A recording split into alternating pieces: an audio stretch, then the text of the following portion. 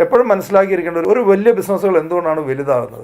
അതിൻ്റെ റീസൺ എന്താണെന്നറിയോ? മാർക്കറ്റിലെ പ്രോബ്ലംസ് ഉണ്ട്. അതിന് പ്രോബ്ലം ആര് സോൾവ് ചെയ്യുന്നോ അവരാണ് വലിയ ബിസിനസ്സുകാരനാണ്. അതായത് വളരെ രസകരമായിട്ട് പറഞ്ഞാൽ ഇങ്ങനെ, നമുക്ക് തന്നെ ഇഷ്ടംപോലെ പ്രോബ്ലം ഉണ്ട്.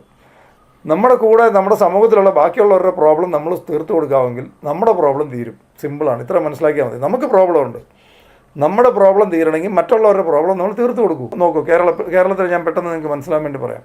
നമ്മുടെ നാട്ടിലെ ഒരു കാലത്തെ ഏറ്റവും വലിയ പ്രശ്നമായിരുന്നു പവർ കട്ട്.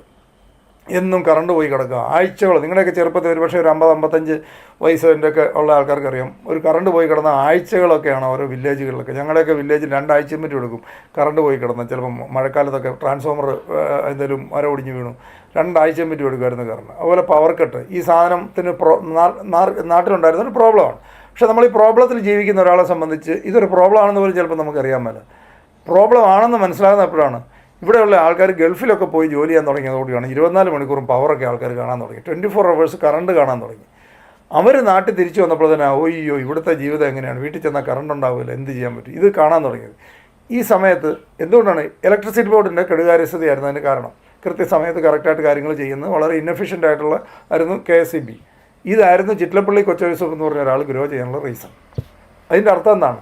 മാർക്കറ്റിലുണ്ടായിരുന്ന പ്രോബ്ലത്തിന് അദ്ദേഹം സൊല്യൂഷൻ ഉണ്ടാക്കി കൊടുത്തു. അദ്ദേഹം സ്റ്റെബിലൈസറും ഇതൊക്കെ ആയിട്ട് വന്നു. ആ സമയത്ത് ഇൻവെർട്ടറോ സ്റ്റെബിലൈസറോ ഇതിനെക്കുറിച്ചൊന്നും ആരും കേട്ടിട്ടുള്ളൊരു സാധനമല്ലായിരുന്നു. അപ്പോൾ ആ സമയത്ത് മാർക്കറ്റിലുണ്ടായിരുന്ന പ്രോബ്ലത്തിന് സൊല്യൂഷനായിട്ട് അദ്ദേഹം വന്നു. അദ്ദേഹം കോടീശ്വരനായി. സിമ്പിളാണ്. കാർ പോലും ഇല്ലാത്തൊരു കമ്പനി ലോകത്തെ ഏറ്റവും വലിയ ഫ്ലീറ്റ് ഓണറായി മാറിയത് എന്തുകൊണ്ടാണ്? നമ്മളൊരു ടാക്സി വിളിക്കാൻ ചെയ്താൽ അന്യായമായിട്ട് ചാർജ് ചോദിക്കുന്നു, ഡ്രൈവർമാർ വഴക്ക് പിടിക്കുന്നു. ഞാൻ അടുത്ത കാലത്ത് ബാംഗ്ലൂർ പോയപ്പം 30 വർഷത്തിന് മുമ്പ് ബാംഗ്ലൂർ ഓട്ടോറിക്ഷ പോയതിനേക്കാൾ കുറഞ്ഞ രൂപയ്ക്ക് ഈ അടുത്ത കാലത്ത് ബാംഗ്ലൂരിൽ AC കാറിൽ യാത്ര ചെയ്തു. ഉബർ വന്നുകൊണ്ടാണ്. 30 വർഷത്തിന് മുമ്പ് ഒരു ഓട്ടോക്കാരൊക്കെ അവിടെ നിന്ന് വഴക്ക് പിടിച്ച് നമ്മളോട് ട്രെയിനിൻ്റെ ടൈമായി അല്ല വണ്ടിയുടെ ടൈമായെന്ന് പറഞ്ഞാൽ അമ്മ ട്രാഫിക് ബ്ലോക്കിലൊക്കെ ഇട്ട് ആ ലാസ്റ്റ് മിനിറ്റിൽ അവിടെ കൊണ്ട് എത്തിക്കും. നമുക്ക് അവരോട് ബാർഗൈൻ ചെയ്യാനോ പിടിക്കാനോ ഒന്നും ടൈമില്ലാതെ എന്നിട്ട് അന്യായമായിട്ട് പൈസ ചോദിക്കും. ഈ പ്രശ്നത്തിൻ്റെ സൊല്യൂഷനാണ് ഈ ഉബർ വന്നപ്പോൾ കൃത്യമായിട്ടുള്ള സാധനം, ഏത് വണ്ടിയാണ്, അതിൻ്റെ റേറ്റ് എത്രയാണ്, ഡ്രൈവറുടെ ഫോൺ നമ്പർ എത്രയാണ്, മുഴുവൻ ഡീറ്റെയിൽസ് എടുത്ത് കയ്യിലേക്ക് തരുന്നു. ഈ സാധനത്തെ ആർക്ക് വേണമെങ്കിലും, ഏത് ലേഡീസിനും ആർക്ക് വേണമെങ്കിലും രാത്രി പോലും യാത്ര ചെയ്യാം. കൃത്യമായിട്ട് ഏത് വണ്ടിയിലാണ് നമ്മൾ പോയിരിക്കുന്നത്, ഏത് ഡ്രൈവറുടെ കൂടെയാണ്, എല്ലാം കൃത്യമായിട്ട് റെക്കോർഡ് ചെയ്തു. കൃത്യമായിട്ടുള്ള റേറ്റ്. ഇതാണ്. അവർക്ക് ഒരു കാർ പോലും ഇല്ലാത്ത ആൾക്കാരാണ് ലോകത്തെ ഏറ്റവും വലിയ ഫ്ലീറ്റ് ഓണറായത്.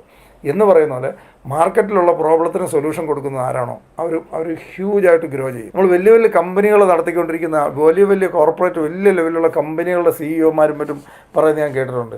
അവരുടെ വലിയ ഒരു ഓഫീസ് അല്ലെ വലിയൊരു പ്രൊജക്റ്റ് മാനേജ് ചെയ്യാൻ നിങ്ങൾ ആദ്യം നിങ്ങളുടെ വീട്ടിലെ ഒരു ചെറിയ ഫംഗ്ഷൻ നടത്തിയിട്ടുണ്ടോ എന്നാണ് ചോദിക്കുന്നത്. നിങ്ങളുടെ വീട്ടിലൊരു ചെറിയ ഫംഗ്ഷൻ, നിങ്ങളുടെ ഒരു ബർത്ത്ഡേ പാർട്ടി നിങ്ങളൊന്ന് നടത്തി നോക്കൂ. നിങ്ങളൊരു ബർത്ത്ഡേ പാർട്ടി അല്ല, വീട്ടിലെ ചെറിയ കുട്ടിയുടെ ഒരു ബർത്ത്ഡേ പാർട്ടി നടത്തി നോക്കൂ. അതിനൊരു പ്ലാനിങ് വേണം, ബഡ്ജറ്റിങ് വേണം, കൃത്യമായിട്ടുള്ള കട്ട് ഓഫ് ഡേറ്റ് ആണ്. ഇന്ന ഡേറ്റിനകം തീർക്കണം, ഇന്ന ഡേറ്റിനകം ഇൻവിറ്റേഷൻ തീർക്കണം, ഇന്ന ഡേറ്റിനകം ഫുഡിൻ്റെ പരിപാടികൾ അറേഞ്ച് ചെയ്യണം. ഇത്ര പേര് വന്നു കഴിഞ്ഞാൽ ഇരിക്കാനുള്ള സൗകര്യം ഉണ്ടായിരിക്കും, അവർക്ക് കുടിക്കാനുള്ള വെള്ളം ഉണ്ടാകണം, ഇതുണ്ടാകണം, അവർ തിരിച്ചു പോകുമ്പോൾ പാർക്കിംഗ് ഉണ്ടാകണം. ഇത് കോർഡിനേറ്റ് ചെയ്യാനായിട്ട് ആദ്യം പഠിക്കാനാണ് അവർ ആദ്യം പറയുന്നത്. അതായത് വലിയ കമ്പനികൾ പോലും റൺ ചെയ്യണേ ആദ്യം വീട്ടിലെ ഒരു ചെറിയ ഫംഗ്ഷൻ നടത്തി പരിചയമുള്ളവരൊക്കെ സാധിക്കും. ഞാൻ ഇതുവരെ കണ്ടിരിക്കുന്ന പല കല്യാണങ്ങൾക്കൊക്കെ പോയിട്ട് വിമർശിക്കുന്ന ആൾക്കാരെ കാണാറ്. ഞാൻ ചുമ്മാ അവരോട് ചോദിക്കും, ചേട്ടൻ്റെ വീട്ടിൽ എന്തെങ്കിലും ഒരു ഫംഗ്ഷൻ ചേട്ടൻ നടത്തിയിട്ടുണ്ടോ? ഇല്ല. അത് നടത്തിയിട്ടില്ലാത്തവൻ അവിടെയൊക്കെ പോയി അഭിപ്രായം പറയും. അപ്പോൾ ഇവരൊന്നും അല്ല ജീവിതത്തിൽ ലോകത്തിൽ മാറ്റം ഉണ്ടാക്കുന്നത്. ലോകത്തിൽ മാറ്റം ഉണ്ടാക്കുന്ന ഒരു കാര്യം വ്യക്തമായിട്ട് ക്ലാരിറ്റിയോട് കൂടി അതിനുവേണ്ടി ഡെഡിക്കേറ്റ് ചെയ്യുന്ന ആൾക്കാർക്കുള്ളതാണ് ലോകം. അങ്ങനെയുള്ള ആൾക്കാരാണ് വലിയ സക്സസ് ഉണ്ടാക്കുന്നത്.